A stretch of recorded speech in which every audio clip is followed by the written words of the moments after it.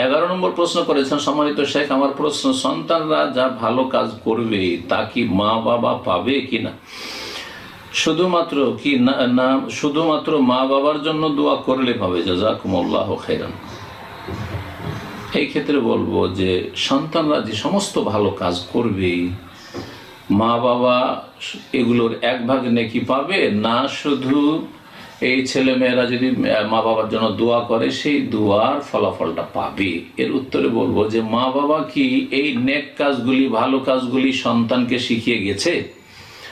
যদি ছেলে মেয়েদেরকে এই ভালো কাজের তরবিয়ত দিয়ে গিয়ে থাকে, যেমন 7 বছর থেকে 10 বছর থেকে 5 ওয়াক্ত সালাতের প্রতিপালন করেছে, তরবিয়ত দিয়েছে, তাদেরকে দিনের জ্ঞান দিয়েছে, দিন শিক্ষা দিয়েছে, মা বাবার অবদানে তারা সিয়াম রোজা রাখতে শিখেছে, তাদেরকে সিয়াম পালন অভ্যস্ত করেছে, তাদেরকে দান খায়রাত অভ্যস্ত করেছে, তাদেরকে আরো ভালো জনকল্যাণমূলক কাজে অভ্যস্ত করেছে। এক কথায় মা বাবা তাদের ইসলামী তরবিয়ত করেছে, ইসলামের বিধি বিধান তাদেরকে শিখিয়েছে, আমল করিয়েছে, তাদেরকে ভালো মুসলিম বানাবার চেষ্টা করেছে।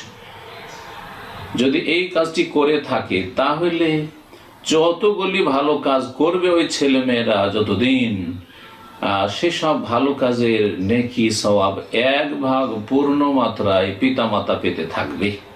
কারণ এই মর্মে বেশ কিছু হাদিস রয়েছে, তার একটি হাদিস সহিহ মুসলিমের 1893 নম্বর হাদিস। রাসূলুল্লাহ সাল্লাল্লাহু আলাইহি ওয়াসাল্লাম বলছেন, মান দাল্লা আলা খাইরিন ফালাহু মিসলু আজরি ফাইলি। যেই ব্যক্তি কোনো কল্যাণের রাস্তা দেখাবে, কল্যাণের রাস্তা বাতলিয়ে দেবে, তার জন্য সে আমলকারীর সমপরিমাণ বা অনুরূপ সওয়াব রয়েছে। ফালাহু মিসলু আজরি ফাইলি। তাহলে ছেলে মেয়েরা যে আমলগুলি করলো এগুলোর পিছনে যদি অবদান থেকে থাকে, যেগুলো শিখিয়েছে কে? পিতা মাতা শিখিয়েছে, তাহলে এক ভাগ। এরকম ওস্তাদ শিখিয়েছে তাহলে সে পাবে।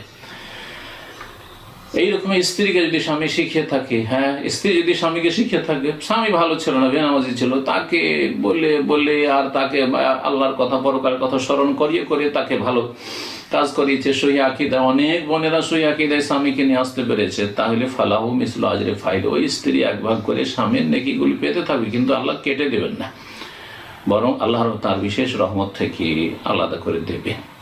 আরেকটি হাদিস সহিহ মুসলিম 1631 নম্বর হাদিস, তাতে রয়েছে, মানুষ এজা মাতা ইবনু আদম ইনকাতা আনহু আমালু। আদম সন্তান যখন মারা যায় আমল বন্ধ হয়ে যায়, কিন্তু 3টি রাস্তা, ইল্লা মিন সালাসা, 3টি রাস্তা খোলা। তার একটি রাস্তা হচ্ছে আও ইলমিন ইউনতাফাউ বিহি, অথবা মৃত ব্যক্তি এমন এলেম ছেড়ে গেছে যার দ্বারা অন্যরা উপকৃত হচ্ছে।